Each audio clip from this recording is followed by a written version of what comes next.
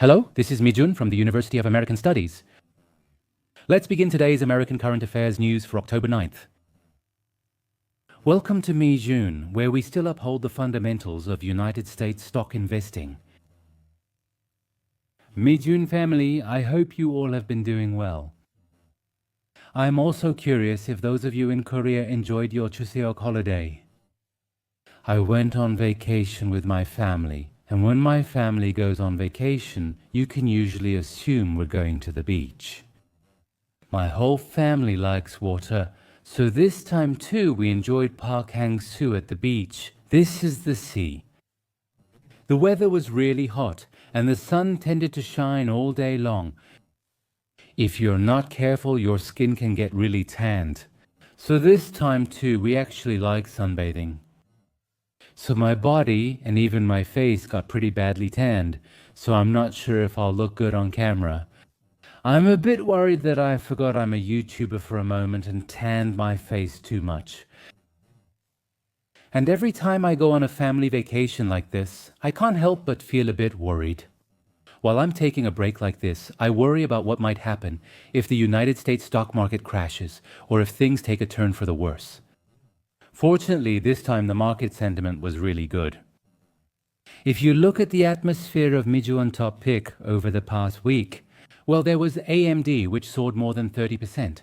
Also, the Ethereum Exchange Traded Fund, which I recently increased my investment in, and the Bitcoin Exchange Traded Fund both surged by 11% and over 14% respectively, so overall, all of the Mijuan top picks showed a positive trend.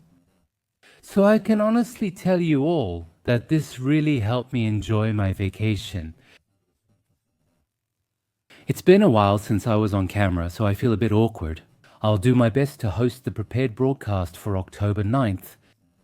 Alright, then let's get started with today's Big Two Shin news for October 9th. Big Two Shin news starts now. Today as well, I'll briefly read a comment left by one of our valued subscribers before we move on. This is a comment left 10 hours ago by someone using the username Bongjunchoi. Although I haven't been able to watch Mijunim's broadcast for a few days and it's a bit disappointing, I hope to see Mijunim happy spending time with your family. I have one question. I recently joined the membership and I'm creating my portfolio to match Mijunim's portfolio. Big two news. If you add up the stocks and ETFs related to Bitcoin and Ethereum, it seems like the proportion is quite significant. Of course, you may have started with a small proportion at first, but since the prices have gone up a lot, it could be that their share in your overall portfolio has increased. As cryptocurrencies become more prevalent, I feel their inherent risks will also increase. In this case, what do you think about rebalancing as a way to manage risk?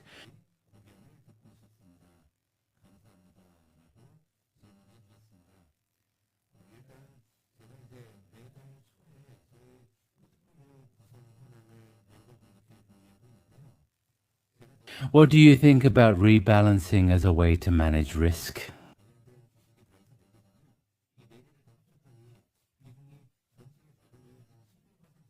So you could say that the proportion has become a bit larger than my personal target of 10%. Of course, if in the future the prices of these four stocks rise significantly and their overall proportion increases, there's a possibility that when I increase my cash holdings, I might sell some of the Bitcoin-related stocks. And there's one more thing I'd like to add and share with you. It's very important to have a goal when you invest. For example, you should have specific numerical goals like, I'm going to make a certain percentage of profit in a year, or I have this much investment capital now, and I'm going to increase it to this amount. Having these concrete goals is necessary to establish a strategy. What I mean is, as you know, in my case, my annual average return target is 20%. That's why I don't need to build my portfolio with only very small cap stocks. Similarly, I don't need to greatly increase my portfolio's share of cryptocurrencies like Bitcoin or Ethereum.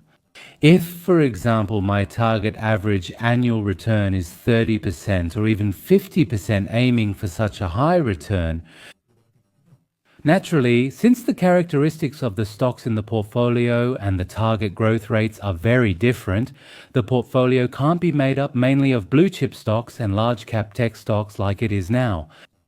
So personally, the reason I want to keep the combined proportion of Bitcoin and Ethereum related stocks at around 10% is because of that. The overall goal is to achieve a 20% return each year, so that's why it's been adjusted accordingly. You should also take this part into consideration. So if your goal is an annual return of 10%, then you can set the proportion of cryptocurrency related assets a bit lower than I do. Or if you really want to achieve an annual return of 50% this time, then instead of focusing on large companies like I do, you should focus more on micro-cap or small-cap stocks and also consider increasing the proportion of Bitcoin in your portfolio. I want to emphasize once again that the composition of your portfolio should change according to your individual investment goals. Mr. Bongjun Chawi, I hope my answer addressed your question well. To all our subscribers and members who are watching this broadcast, if you leave your questions in the comments, I will personally review them. And if I think your question could help many investors, I will share them at the beginning of the broadcast as content for us to think about together. Please leave many comments on today's broadcast too. Let's review the current state of the United States stock market. Now you're looking at the S&P 500 map for the first time in a while. Yesterday's S&P 500 map shows a picture that we really like. Only this side is blue, it's completely blue now. In other words, you can see that the market's upward trend was mainly driven by artificial intelligence beneficiaries and tech stocks. And most of the large mega tech companies by market capitalization have risen, right? So, it was a day where you could guess that the market index's upward trend was also strong.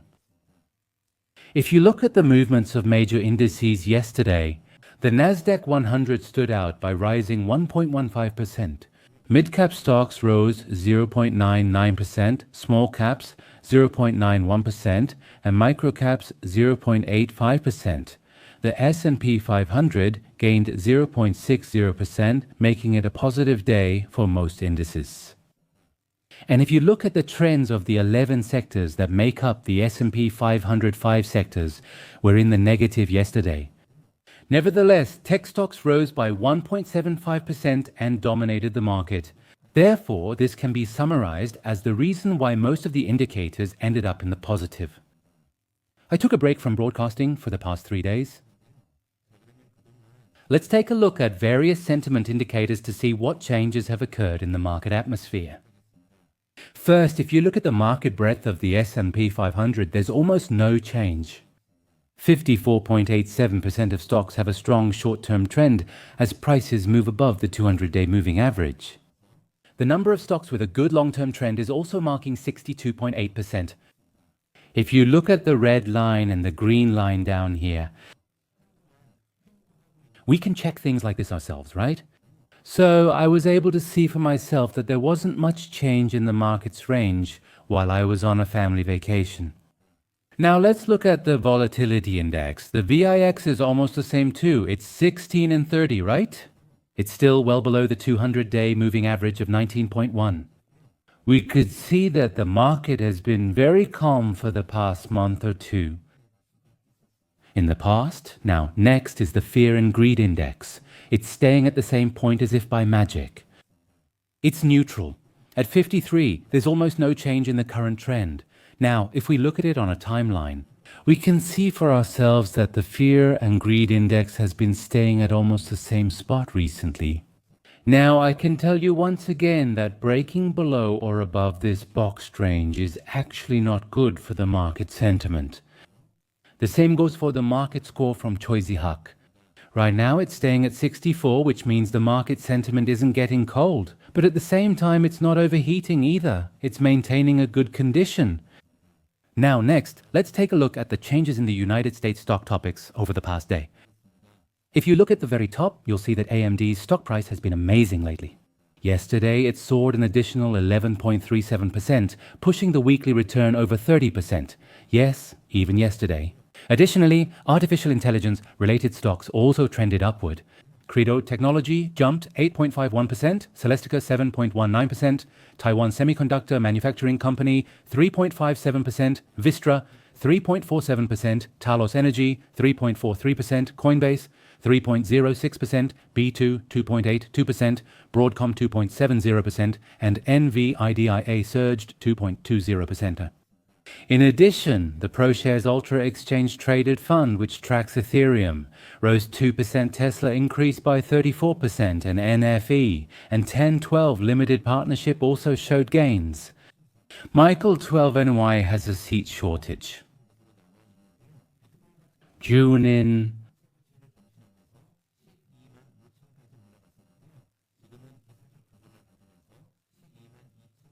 I'm forgetting and turning it off. Recently, because the stock price had risen so much, I couldn't join the rally for Teiku shares. That's how it can be summarized. Thank you for watching. So, what's the first thing I'll be sharing with you today? It's actually a bit of old news. Because of my vacation, I'm only now able to share this with you. On October 6th, I already shared this in advance with the Mayon members as breaking news. At that time, AMD's stock price, in the futures market, it surged by as much as 35%. Let me briefly go over what kind of news there was and what it means. All right, this is the opening. Open Artificial Intelligence appears, and Open Artificial Intelligence has signed a deal to acquire about 10% of AMD's shares. That's amazing news. So what's the key point of this deal? Open Artificial Intelligence will be purchasing and deploying a whopping 6 gigawatts worth of AMD GPUs over the next several years. That's the summary. So this has two implications. The first one is, there haven't been many people wanting AMD GPUs compared to Nvidia GPUs, but suddenly Open Artificial Intelligence is going to buy a massive amount, 6 gigawatts worth of GPUs from AMD. That's the first piece of good news. The second is that Open Artificial Intelligence might acquire about 10% of AMD's shares. So this kind of news has been delivered. That's what it means. Open Artificial Intelligence and AMD, these two companies will form a strong alliance. That's the symbolic meaning here. Now, I'll wrap up with my personal opinion on this matter. Now, for this news, the reason why AMD's stock price surged by 35% in this news? It's not just a simple GPU supply contract, but a strategic alliance that could change the power structure of the artificial intelligence industry. That's what I think. Until now, in fact, Nvidia has almost monopolized the artificial intelligence semiconductor market, with a market share that has reached nearly 90% from 80%. With Open Artificial Intelligence partnering with AMD, the artificial intelligence GPU market's two-strong system is now fully established. Previously, Nvidia dominated while others lagged, but now the system is evolving into a two-strong structure. That's how it appears. Specific figures are available. OpenAI plans to deploy AMD Instinct GPUs at a 6 gigawatt scale in the next few years. Let me explain how large 6 gigawatts is. It's large enough to account for about a quarter of Open Artificial Intelligence's entire infrastructure. So if you look at this, currently, Nvidia controls 80 to 90% of the market, but this monopoly could end. Also, Open Artificial Intelligence has received warrants that allow it to secure up to a 10% stake in AMD. Now, what that means is this. A strategic alliance has been formed that goes beyond a simple business relationship, connecting artificial intelligence demand and chip supply through equity stakes. You could say they become very close. So as for AMD, it has secured stable demand and the trust of the market. So now this market will begin to reevaluate AMD as a key artificial intelligence infrastructure partner on par with Nvidia. That's how you can understand it. So far, the investment logic for AMD stock has been very solid. But the problem is it was just a theory. You know, when I explained about AMD, I mentioned this a lot. Because the artificial intelligence revolution is just beginning, the demand for artificial intelligence accelerators is bound to increase exponentially. Now, but in the end, because supply can't keep up with demand, the demand for AMD's GPUs will inevitably rise as well. Everyone wants Nvidia GPUs, but there aren't enough available. As a result, demand for AMD GPUs will also increase, and they'll sell a lot too. Now, this is the investment logic. However, this agreement with OpenAI is what actually turns AMD's investment logic. which was only perfect in theory, into reality. This led to a trend where the stock price rose by up to 35%. There has been a long, boring period of sideways movement until now. I would like to once again congratulate the members who still hold AMD stock, as well as our subscribers from the United States and China. Let's start today's main article. The AMD article I introduced earlier is news from a few days ago. But if you look at the market yesterday, all the artificial intelligence beneficiary stocks surged at once. There was another big piece of news, and it's this one. Nvidia? This time there was news that Nvidia is investing a whopping $2 billion in Elon Musk's XAI chip project. I'll explain what this news means and whether the beneficiary stocks surged all at once. Elon Musk's artificial intelligence startup XAI, they are raising more funds than originally planned, and the funding round is underway through sponsors like Nvidia. They plan to raise it to $20 billion according to sources. What about this $20 billion fundraising? It includes shares and debt of a special purpose entity that will purchase Nvidia processors and lease them for use in XAI's Colossus 2 project. That's how it's being delivered. I'll explain this in more detail in a moment. Colossus 2 is the name of XAI's largest data center site located in Memphis. So to sum it up, this time Elon Musk's startup XAI is raising a huge amount of funds, and Nvidia is contributing to that fundraising. What's even more important is this.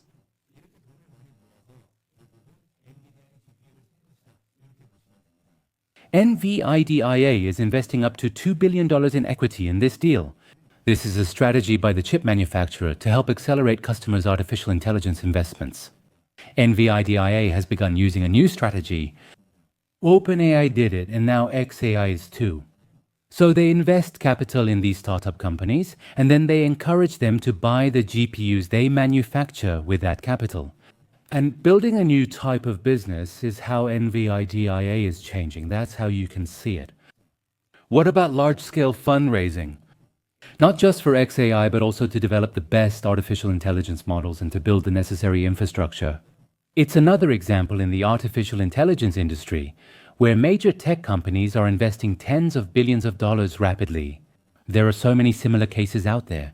For example, earlier this week, Open Artificial Intelligence announced a deal to use AMD's chips over the next 3 months. Meta Platforms has signed several multi-billion-dollar deals over the past few months, including a $29 billion funding package for data centers. And what about Oracle? Recently, they raised a $38 billion debt package for infrastructure investment. According to sources, XAI's funding will reportedly be split into about $7.5 billion in equity and up to $12 billion in special purpose vehicle debt. Now, what SPV here refers to is that they're intentionally creating more companies. Since XAI wants to lower its debt ratio, they're setting up special purpose vehicles to move the debt there. That's one way to see it. And then, what about the special purpose vehicles? They will be used to purchase Nvidia processors. The special purpose vehicle takes on debt to secure funds, then uses the money to buy Nvidia GPUs. That's how it works. Now, what about Musk's artificial intelligence startup, X Artificial Intelligence? After that, they lease the chips for 5 years. So, the special purpose vehicle currently owns the chips, right? That means XAI leases the GPUs from this special purpose vehicle. That's how you should understand this system. Then, the special purpose vehicle generates revenue. With that money, Wall Street financiers recover their investments. They lend money, and this is how they get it back. What do you think of using GPUs as collateral instead of the company in this deal structure? It could set a positive example for tech companies wanting to lower their debt. Now, earlier we mentioned that Oracle also raised a $38 billion debt package for infrastructure investment. Few companies have previously taken on debt to buy GPUs. But recently, many companies have been increasing their debt to expand their GPU and artificial intelligence infrastructure, even if it means taking on more debt. Therefore, as the debt burden increases, companies are intentionally creating SPVs to generate debt, forming a new structure like this. Let's scroll down and have Mijun summarize it in one sentence. Recently, Nvidia has evolved beyond just being a simple semiconductor manufacturer and is now becoming a key catalyst that financially supports the entire artificial intelligence ecosystem. That's what I think. Now, what this means is Nvidia's core business was companies developing and selling products. But now, they're directly providing funds to artificial intelligence startups and tech companies, creating a new cycle that encourages these companies to buy Nvidia chips. For example, companies like Open Artificial Intelligence, Elon Musk's X Artificial Intelligence, and the cloud infrastructure company CoreWeave, they invest in these companies, and then these companies buy Nvidia's GPUs. So you can see that various companies are benefiting from this kind of structure. The key to this strategy is that Nvidia is not just supplying chips, but also becoming a financial partner in the artificial intelligence industry. For example, when Nvidia directly or indirectly provides funds to artificial intelligence companies, those companies can use that money to purchase GPUs in large quantities. As a result, this structure leads to an increase in Nvidia's sales. That's how you should see it. With the GPUs they've secured this way, the companies that received funding can develop artificial intelligence models much faster. So from Nvidia's perspective, there's no need to wait for these startup companies to grow. They just say, grow, while providing them with funding. That success then attracts new funding, creating a virtuous cycle where demand amplifies itself. That's how you can see it. This strategy is very effective short term because even startups that have difficulty raising funds can build large-scale GPU clusters with NVIDIA's support. Therefore, from NVIDIA's perspective, this creates a growth engine that can rapidly increase sales and market share. And also, in this way, the infrastructure built by startups could become dependent on NVIDIA's technology ecosystem. If that happens, it becomes much more difficult for artificial intelligence companies to switch to other hardware. Therefore, as a result, NVIDIA can further strengthen its unique position of controlling both chips and software flows in the artificial intelligence industry. This can be interpreted as a positive for them. And in addition to GPU sales, if the startups they've invested in grow successfully, their equity value will increase, so they can also expect huge financial gains from this. So, from NVIDIA's perspective, you can see that they've gained another source of revenue, and it's the same for us as investors. If we hold NVIDIA stock, what that means is that we're indirectly investing in companies like xAI or OpenAI. So, you can see that NVIDIA is becoming a great investment destination with a strong leverage effect. However, this structure also receives criticism because some experts call this cyclical demand. What this means is, it's a structure where the funds provided by NVIDIA are used to purchase NVIDIA products again. Therefore, it's not seen as genuine market demand. Critics argue that demand is sustained by NVIDIA's financial backing, not by the real profitability of artificial intelligence services. And also, this strategy is based on the assumption that the artificial intelligence market will continue to grow. So if there's a bubble in the artificial intelligence market, and if that bubble bursts, from NVIDIA's perspective, the demand for GPUs will suddenly drop. Secondly, because the investments would fail, they could face a double whammy. You can see it as the risk has gotten a bit bigger. Let me summarize. Nvidia is now acting as the central bank, like the Federal Reserve, of the artificial intelligence industry. It's evolving from a chip manufacturer into the financial engine of the artificial intelligence economy. You might see it as turning into an entirely new company. In the short term, this strategy is highly likely to cause Nvidia's sales to skyrocket, and it's very effective in maintaining its monopoly position in the artificial intelligence market. And the market is currently responding positively to this aggressive growth strategy. Recently, Nvidia's stock performance has been really strong, but the key to long-term success is this. Ultimately, it depends on whether Nvidia's artificial intelligence investments can develop sustainable, independent revenue models. Right now, that's the case with CoreWeave, xAI, and OpenAI. They've invested a lot of capital. Ultimately, the key is that these companies make real profits. That's what matters most. If these companies are able to grow on their own without NVIDIA's investment and generate real profits by purchasing GPUs, then NVIDIA's strategy is likely to be recognized as a pioneering investment that opened the era of artificial intelligence. On the other hand, if these companies fail to generate their own profits, in the end, if the artificial intelligence bubble bursts, it could be a gamble that deals a significant blow to Nvidia's performance. I'll wrap it up here.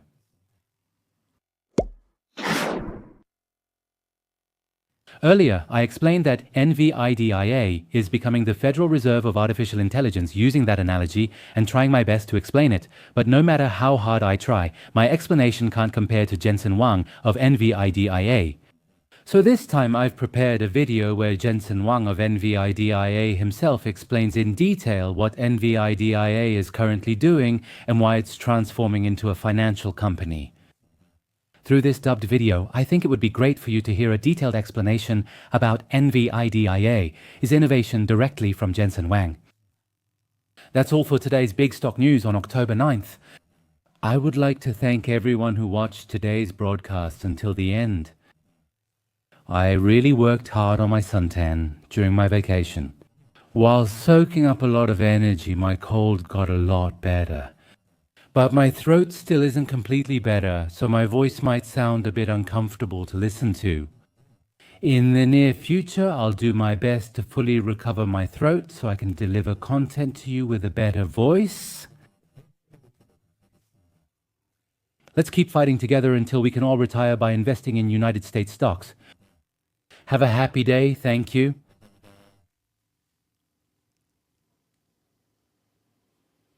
This year, global spending on artificial intelligence is expected to reach about $1.5 trillion, and it could exceed $2 trillion by 2026.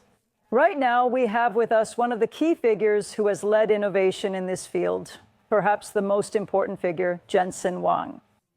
Jensen Wang, as Nvidia's chief executive officer, has grown the company to a $3.5 trillion market cap, making it the world's most valuable company. I'm really glad to be here with you. Thank you for coming. Thank you. These days, it feels like there's artificial intelligence-related news every single day, and Nvidia always seems to be at the center of it. If you don't mind, could we look at a few major headlines together and have you explain what's happening from your perspective, Mr. Jensen? Sounds good. Let's start with the first contract with OpenAI, which we've talked about a lot. Following earlier this week, another contract with OpenAI has been announced. Many people are wondering how the dynamics of this industry are changing because of this. Did you know about the contract before it was announced? Thanks for Tuesday afternoon. Not necessarily. The contract we made is very different.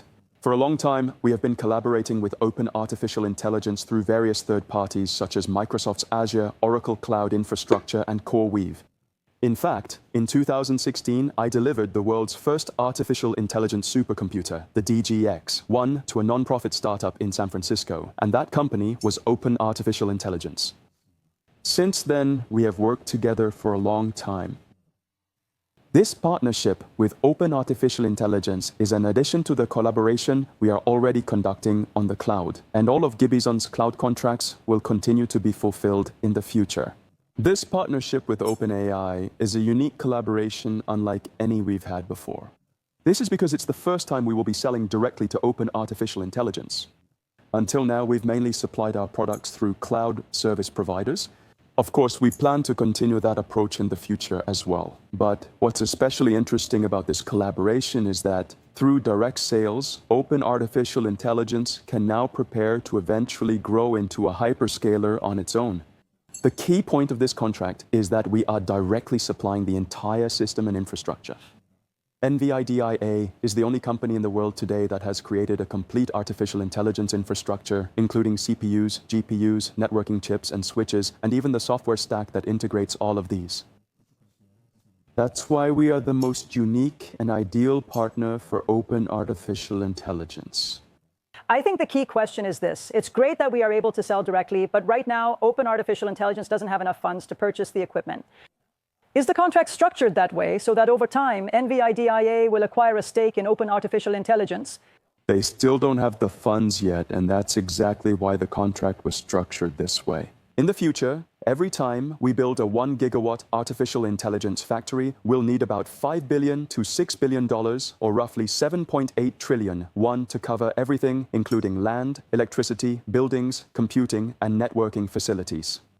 Open artificial intelligence needs to secure this massive amount of funding through increased revenue, equity, investments, and debt financing.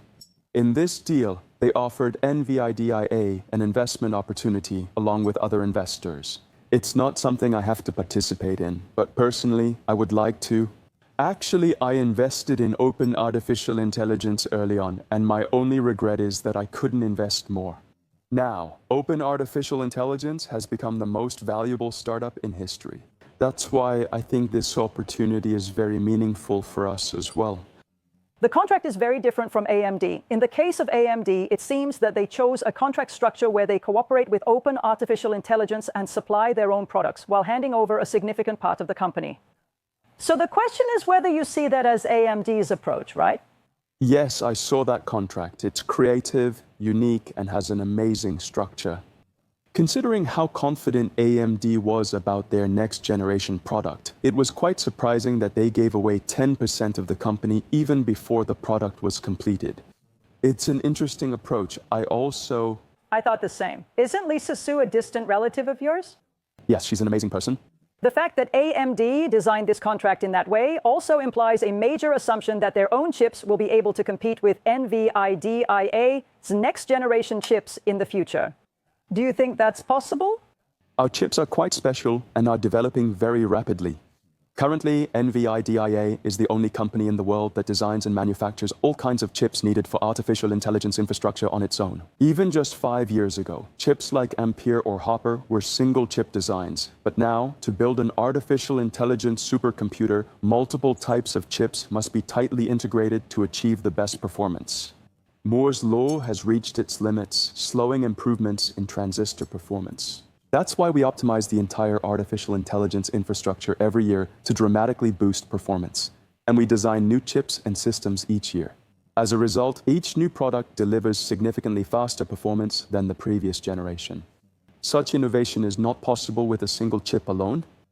Artificial intelligence supercomputers are the most complex systems ever built by humanity, and we perform integrated optimization across the entire process.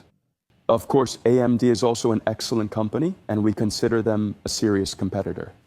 But in the end, we have to keep running faster, and that's what we do.